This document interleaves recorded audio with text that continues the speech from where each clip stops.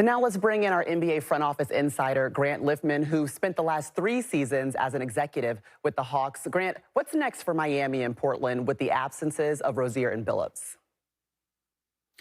Yeah, Maria, it's been a whirlwind. And for any team, let alone a young team like Portland, it's an incredibly difficult situation. But people who I've talked to that are close to the situation really believe that new head coach Tiago Splitter has a runway here and that the team and the organization won't be looking externally for any experienced veteran head coach that they can bring in. They believe that Splitter's voice is respected in the locker room, and they really need some consistency and stability in the organization with everything happening. And remember, they also brought in veteran guard Drew Holiday over the offseason in a trade, and he's a renowned teammate. He's a winning player. His background is just has so many accolades, and it's a young team that they can rely on him and his voice. While he's not a rah-rah guy, he's somebody that can help them behind the scenes. Obviously, Dame Lillard's back. His presence is huge, and Denny Avdia, while still young, has really become that alpha on the court as well. And in Miami, Terry Rozier's absence shouldn't impact the rotation that much. Norm Powell was traded for in the offseason. Davion Mitchell has really emerged since the last trade deadline.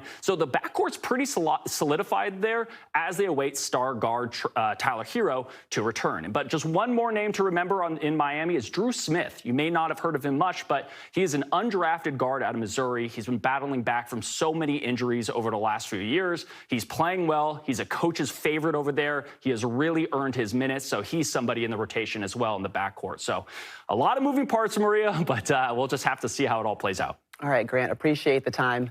Thanks for the update. Thanks, Maria. And in a memo to its clubs obtained by multiple outlets, the NBA said it has begun reviewing league policies regarding injury reporting, training, and educating all NBA personnel, and enhancing their internal and external integrity monitoring systems, and also added, quote, while the unusual betting on Terry Rozier's unders in March 2023 game was detected in real time because the bets were placed legally, we believe there is more that can be done from a legal, regulatory perspective to protect the integrity of the NBA and our affiliated leagues. In particular, proposition bets on individual player performance involved heightened integrity concerns and require additional scrutiny. As I welcome in the Hall of Famers, Tracy McGrady here, Vince Carter, and Carmelo Anthony. And obviously, this is a story that has completely taken over the headlines for the NBA. I want to focus right now, though, on the Portland Trail Blazers. They're without Chauncey Billups. He's been placed on leave. He's been with that team for 5 seasons. So if you're in that locker room, if you're a veteran, how are you helping them move forward? They have the game tonight against the Lakers. Yeah, so they have a 2-time champion in there in Drew Holiday. They also have Dame Lillard. These are veteran players. Now, none of these guys have been through anything like this. So I think it's all about the veteran leadership and making sure that you keep a great environment, a productive environment, because this is a young team.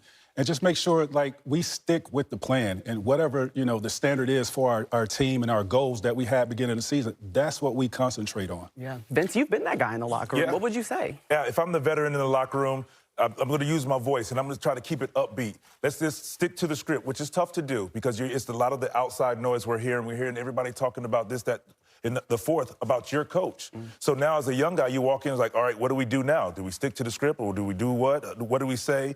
As a veteran, I want to say this. I want the music still playing. Hey, guys, we still have a job to do. Yeah. We still get paid to go out there and play. We still get paid to win games. We have to travel or we play at home. We still have to protect the paint. We still have to know our assignments. We have to put the ball in the basket. So that's what we're going to do and try to lighten the mood, and hopefully we can get past this. For me, I think it's about, like, we have to protect the standard of just our league. I mean, we have to protect the coaches. We got to protect the players. I mean, we humans, man. The athletes is humans, and we deal with a lot while we're out there on the basketball court. And I don't mind people doing what they do, but just don't impose that on the athlete. Let the athlete go out there and play. And again, for me, this is bigger than basketball. This has nothing this is not just NBA. It's other sports that's involved. And we're going to see this play out. But I think the fans, the community, the NBA, everybody, the whole world is watching to see how the NBA follow this up and what they do with this.